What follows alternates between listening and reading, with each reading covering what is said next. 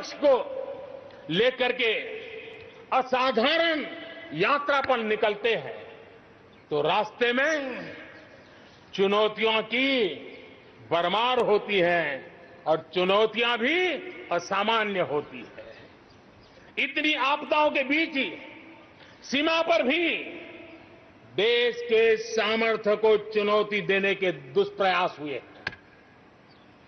लेकिन एलओसी से लेकर एलएसी तक देश की संप्रभुता पर जिस किसी ने आंख उठाई, देश की सेना ने, हमारे वीर जवानों ने उसका उसी की भाषा में जवाब दिया है।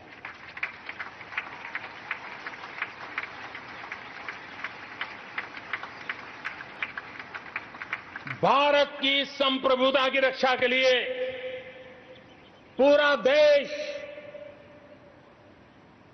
एक जोश से भरा हुआ है, संकल्प से प्रेरित है और सामर्थ्य पर अटूट श्रद्धा के साथ आगे बढ़ रहा है। इस संकल्प के लिए हमारे वीर जवान क्या कर सकते हैं, देश क्या कर सकता है, ये लद्दाख में दुनिया ने देख लिया है।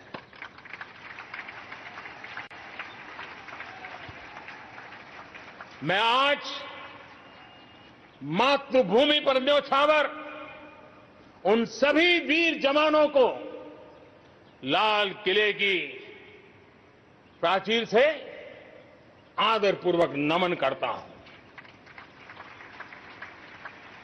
आतंकवाद हो या विस्तारवाद, भारत आज डटकर मुकाबला कर रहा है। आज दुनिया पर का भारत पर विश्वास और मजबूत हुआ है। पिछले दिनों संयुक्त राष्ट्र सुरक्षा परिषद के अस्थायी सदस्य के रूप में 192 में से 192 में से 184 देखो सो कहा भारत को समर्थन मिलना, ये हमारे हर हिंदुस्तानी के लिए गर्व दिलाता है। विश्व में हमने कैसी अपनी पहुंच बनाई है, उसका ये उदाहरण है। और ये तभी संभव होता है जब भारत खुद मजबूत हो, भारत सशक्त हो, भारत सुरक्षित हो। इसी सोच के साथ आज अनेक मोर्चों पर काम किया जा रहा है। मेरे प्यारे देशवासियों, हमारे पड़ोसी देशों के साथ, चाहे वो हमसे जमीन से जुड़े हो या समंदर से, अपने संबंधों का हम सुरक्षा, विकास और विश्वास की साझेदारी के साथ जोड़ रहे हैं। भारत का लगातार प्रयास है कि अपने पड़ोसी देशों के साथ हम अपने सदियों पुराने सांस्कृतिक, आर्थिक और सामाजिक रिश्तों को और गहराई दें। दक्षिण एशिया में दुनिया की 1/4 जनसंख्या रहती है। हम सहयोग और सहभागिता से इतनी बड़ी जनसंख्या के विकास और समृद्धि की अनगिनत संभावनाएं पैदा कर सकते हैं। इस क्षेत्र के देशों के सभी नेताओं की इस विशाल जनसमूह के विकास और प्रगति के लिए बहुत बड़ी जिम्मेदारी है, एक अहम जिम्मेदारी है। उसे निभाने के लिए दक्षिण एशिया के इन सभी क्षेत्र के सभी लोगों को, राजनेताओं को शासकों को, बुद्धिजीवियों को भी मैं आह्वान करता हूं, इस पूरे क्षेत्र में जितनी शांति होगी, जितना सौहार्द होगा, उतनी ही ये मानवता के काम आएगी, मानवता के हित में होगा। पूरी दुनिया का हित इसमें समाहित है। आज पड़ोसी सिर्फ वो ही नहीं है जिनसे हमारी भौगोलिक सीमाएं मिलती है, बल्कि वे भी हैं जिनसे हमारे दिल मिलते हैं। जहां रिश्तों में समरसता होती है, मेलजोल रहता है। मुझे खुशी है कि बीते कुछ समय में भारत ने एक्सटेंडेड नेबरहुड के सभी देशों के साथ अपने संबंधों को और मजबूत किया है। पश्चिम एशिया के देशों से हमारे राजनीतिक, आर्थिक और मानवीय संबंधों की प्रगति में कई गुना तेजी आई है। विश्वास अनेक गुना बढ़ गया है। इन देशों के साथ हमारे आर्थिक संबंध, खासकर ऊर्जा क्षेत्र में भागीदारी बहुत महत्वपूर्ण है। इनसे कई देशों में, इन सभी देशों में, ज्यादातर देशों में बहुत बड़ी संख्या में हमारे भारतीय भाई बहन काम कर रहे हैं। जिस प्रकार इन देशों ने कोरोना के संकट के समय भारतीयों की मदद की, भारत सरकार के अनुरोध का सम्मान किया, उसके लिए भारत उन सभी देशों का आभारी है और मैं अपना आभार प्रकट करना चाहता हूं। इस प्रकार हमारे पूर्व के आसियान देश, जो हमारे मैरीटाइम पड़ोसी भी हैं, वो भी हमारे लिए बहुत विशेष महत्व रखते हैं। इनके साथ भारत का हजारों वर्ष पुराना धार्मिक और सांस्कृतिक संबंध है। बौद्ध धर्म की परंपराएं हमें उनसे जोड़ती है। आज भारत इन देशों के साथ सिर्फ सुरक्षा क्षेत्र में नहीं, बल्कि समुद्री संपदा के क्षेत्र में भी सहयोग बढ़ा रहा है। मेरे प्यारे देशवासियों, भारत के जितने प्रयास शांति और सौहार्द के लिए है, उतनी ही प्रतिबद्धता अपनी सुरक्षा और अपनी सेनाओं को सशक्त करने के लिए भी है। रक्षा उत्पादन में आत्मनिर्भर भारत के लिए बड़े कदम उठाए गए हैं। हाल ही में 100 से ज्यादा सैन्य उपकरणों के आयात पर हमने रोक लगा दी है। मिसाइलों से लेकर के हल्के युद्धक हेलीकॉप्टरों तक, असॉल्ट राइफल से लेकर ट्रांसपोर्ट एयरक्राफ्ट तक, सभी मेक इन इंडिया हो गए। अपना तेजस भी अपनी तेजी और अपनी ताकत दिखाने के लिए आधुनिक जरूरतों के हिसाब से तैयार हो रहा है। देश की सुरक्षा में हमारे बॉर्डर और कोस्टल इंफ्रास्ट्रक्चर की बहुत बड़ी भूमिका है। आज हिमालय की चोटियां हो या हिंद महासागर के द्वीप, हर दिशा में कनेक्टिविटी के विस्तार पर जोर दिया जा रहा है। लद्दाख से लेकर के अरुणाचल प्रदेश तक बड़े पैमाने पर हमारे देश की सुरक्षा को ध्यान में रखते हुए नई सड़कें तैयार की गई हैं। देश में मेरे प्यारे देशवासियों, हमारा इतना बड़ा समुद्र तट है, लेकिन साथ साथ हमारे पास 1300 से ज्यादा आइलैंड्स हैं। कुछ चुनिंदा आइलैंड के महत्व को देखते हुए तेजी से विकसित करने पर हम आगे बढ़ रहे हैं।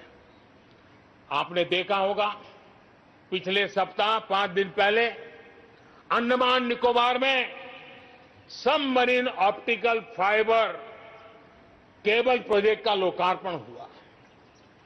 अंडमान निकोबार को भी चेन्नई और दिल्ली जैसी इंटरनेट सुविधा अब उपलब्ध होगी। अब हम आगे लक्षद्वीप को भी इसी तरह जोड़ने के लिए काम को आगे बढ़ाने वाले हैं। अगले 1000 दिन में लक्षद्वीप को भी तेज इंटरनेट की सुविधा से जोड़ने का हमने लक्ष्य रखा है। बॉर्डर और कोस्टल एरिया के युवाओं के विकास, उसको भी सुरक्षा को केंद्र में रखते हुए विकास के मॉडल की दिशा में हम आगे बढ़ रहे हैं। और उसमें एक कदम, एक बड़ा अभियान हम शुरू कर रहे हैं। हमारे जो बॉर्डर इलाके हैं, हमारे जो कोस्टल इलाके हैं, वहां के करीब 173 डिस्ट्रिक्ट हैं जो किसी न किसी देश की सीमा या समुद्री तट से जुड़े हुए हैं। आने वाले दिनों में एनसीसी का विस्तार उन बॉर्डर डिस्ट्रिक्ट के नौजवानों के लिए किया जाएगा। बॉर्डर एरिया के कैडेट्स को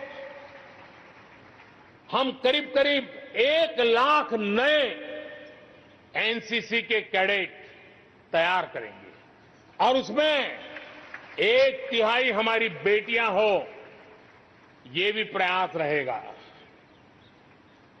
बॉर्डर एरिया के कैडेट्स को सेना प्रशिक्षित करेगी। कोस्टल एरिया के जो कैडेट्स हैं उनको नेवी के लोग प्रशिक्षित करेंगे और जहां एयरबेस है वहां के कैडेट को एयरफोर्स की तरफ से ट्रेनिंग दी जाएगी। बॉर्डर और कोस्टल एरिया को आपदाओं से निपटने के लिए एक ट्रेंड मैन पावर मिलेगा। युवाओं को आर्म फोर्सेस में कैरियर बनाने के लिए जरूरी स्किल भी मिलेगी। मेरे प्यारे देशवासियों, पिछले वर्ष लाल किले से मैंने कहा था, बीते 5 साल आवश्यकताओं की पूर्ति और अगले 5 साल आकांक्षाओं की पूर्ति के हैं। बीते 1 साल में ही देश ने बड़े और महत्वपूर्ण फैसलों के पड़ाव को पार कर लिया है। गांधी 150 पर भारत ने गांवों को खुद को खुले में शौच से मुक्त किया है। आस्था की वजह से प्रताड़ित शरणार्थियों को नागरिकता देने का कानून, दलितों, पिछड़ों, ओबीसी के लिए, एससी, एसटी, ओबीसी के लिए आरक्षण के अधिकार को बढ़ाने की बात हो, असम और त्रिपुरा में ऐतिहासिक शांति समझौता हो, फौज की सामूहिक शक्ति को और प्रभावी बनाने के लिए चीफ ऑफ डिफेंस स्टाफ की नियुक्ति हो, करतारपुर साहिब कॉरिडोर का रिकॉर्ड समय में निर्माण हो, देश ने इतिहास बनाया, इतिहास बदले देखा, असाधारण काम करके दिखाया। 10 दिन पूर्व अयोध्या में भगवान राम के भव्य मंदिर का निर्माण शुरू हुआ। राम जन्मभूमि के सदियों पुराने विषय का शांतिपूर्ण समाधान हो चुका है। देश के लोगों ने जिस संयम के साथ और समझदारी के साथ आचरण किया है, व्यवहार किया है, यह अभूतपूर्व है और भविष्य के लिए हमारे लिए प्रेरणा का कारण है। शांति, एकता और सद्भावना, यही तो आत्मनिर्भर भारत की ताकत बनने वाली है। यही मेलजोल, यही सद्भाव भारत के उज्जवल भविष्य की गारंटी है। इसी सद्भाव के साथ हमें आगे बढ़ना है। विकास में के इस महायज्ञ में हर हिंदुस्तानी को अपनी कुछ न कुछ आहुति देनी है। इस दशक में भारत नई नीति और नई रीति के साथ ही आगे बढ़ेगा। जब साधारण से काम नहीं चलेगा, अब होती है चलती का वक्त अब चला गया। हमें दुनिया में किसी से कम नहीं, हम सबसे ऊपर रहने का प्रयास करेंगे। और इसलिए हम सर्वश्रेष्ठ उत्पादन, सर्वश्रेष्ठ ह्यूमन रिसोर्सेज, सर्वश्रेष्ठ गवर्नेंस, हर चीज में सर्वश्रेष्ठ के लक्ष्य को लेकर के आजादी के 75 साल के लिए हमें आगे बढ़ना है। हमारी पॉलिसीज, हमारे प्रोसेस, हमारे प्रोडक्ट्स, सब कुछ उत्तम से उत्तम हो, बेस्ट हो। तभी एक भारत श्रेष्ठ भारत की परिकल्पना साकार होगी। आज हमें फिर से संकल्प लेने की जरूरत है। ये संकल्प आजादी के लिए बलिदान देने वालों के सपनों को पूरा करने का हो। ये संकल्प 130 करोड़ देशवासियों के लिए हो। ये संकल्प हमारी आने वाली पीढ़ियों के लिए हो, उनके उज्जवल भविष्य के लिए हो। ये संकल्प आत्मनिर्भर भारत के लिए हो। हमें शपथ लेनी होगी, हमें प्रतिज्ञा करनी होगी। हम आयात को कम से कम करने की दिशा में योगदान करेंगे। हम अपने लघु उद्योगों को सशक्त करेंगे। हम सब लोकल के लिए वोकल बनेंगे और हम ज्यादा इनोवेट करेंगे। हम एम्पावर करेंगे अपने युवाओं को, महिलाओं को, आदिवासियों को, दिव्यांगों को, दलितों को, गरीबों को, गांव को, पिछड़ों को, हर किसी को। आज भारत ने असाधारण गति से असंभव को संभव किया है। इसी इच्छा शक्ति, इसी लगन, इसी जज्बे के साथ प्रत्येक भारतीय को आगे बढ़ना है। वर्ष 2022 हमारी आजादी के 75 वर्ष का पर्व अब बस आ ही गया है। हम एक कदम दूर है। हमें दिन रात एक कर देना है। 21वीं सदी का ये तीसरा दशक हमारे सपनों को पूरा करने का दशक होना चाहिए। कोरोना बड़ी विपत्ति है, लेकिन इतनी बड़ी नहीं कि आत्मनिर्भर भारत की विजय यात्रा को वो रोक पाए। मैं देख सकता हूं एक नए प्रभात की लालिमा, एक नए आत्मविश्वास का उदय, एक नए आत्मनिर्भर भारत का शंखनाद। एक बार फिर आप सभी को स्वाधीनता दिवस की कोटि कोटि शुभकामनाएं। आइए मेरे साथ दोनों हाथ के ऊपर करके पूरी ताकत से बोलिए, भारत माता की, भारत माता की, भारत माता की, वंदे वंदे वंदे जय